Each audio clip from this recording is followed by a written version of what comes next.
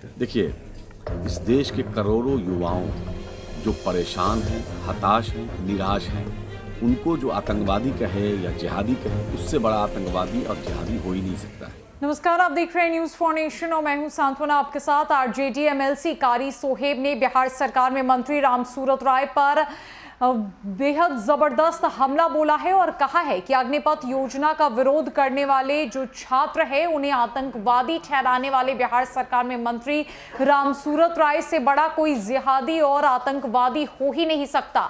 दरअसल बिहार सरकार में मंत्री रामसूरत राय ने यह बयान दिया था कि अग्निपथ योजना को लेकर चल रहे विरोध प्रदर्शन के जो दौरान जो विरोध कर रहे हैं वो छात्र नहीं है, यह आंदोलन छात्रों का है, लेकिन राजनीतिक दलों ने गुंडों को हायर किया है और इन सब के पीछे आतंकवादी है। और अब कारी सोहेब का बड़ा बयान रामसूरत राय को लेकर सामने आया है, जहां पर उन्होंने रामसूरत राय को ही जिहादी और आतंकवादी बताया है।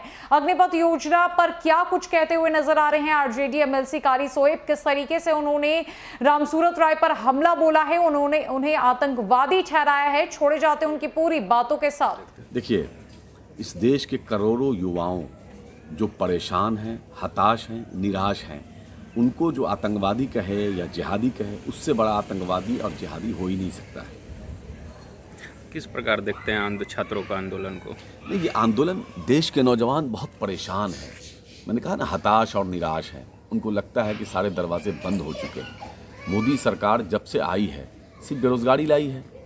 ये कहते थे कि अच्छे दिन आएंगे, अब युवा कह रहे हैं कि मुझे नहीं चाहिए अच्छे दिन, मेरे पुराने दिन लौटा दो। तो सवाल ये है कि इस देश का युवा बुरी तरह से बेरोजगार हो, करोड़ों करोड़ लोग बेरोजगार हो चुके हैं। वादे, लंबे चौड़े वादे सब देख सुन सुन के लोग थक चुके हैं। 15 लाख रुपया, 2 करोड़ सालाना रोजगार, फिर 19 लाख रोजगारी से बिहार में उन्होंने कहा कि देंगे। भाजपा के लोगों ने, वित्त मंत्री ने आके यहाँ घोषणा की, 19 लोगों को रोजगार नहीं मिला।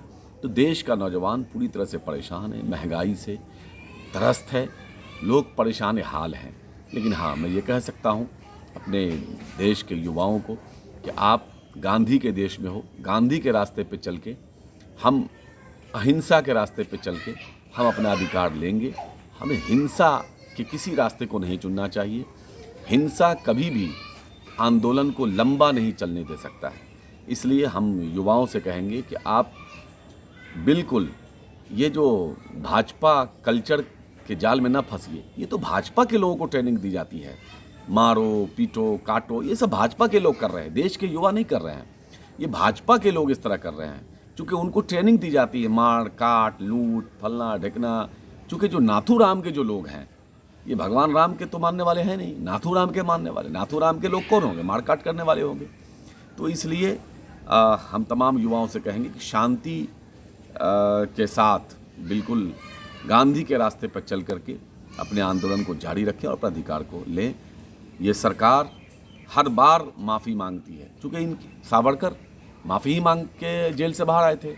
तो जिस तरह से किसान लोगों को आतंकवादी, खालिस्तानी या क्या क्या कहे और फिर दोनों हाथ जोड़ के घड़ियाल आंसू बहा के इन लोगों ने माफ़ी मांगा, फिर मांगेंगे।